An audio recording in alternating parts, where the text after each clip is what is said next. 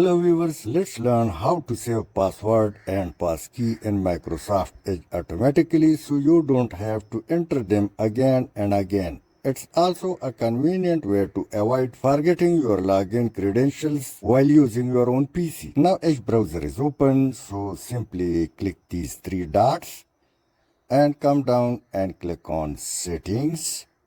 And in setting under profile you can directly see passwords. Open this.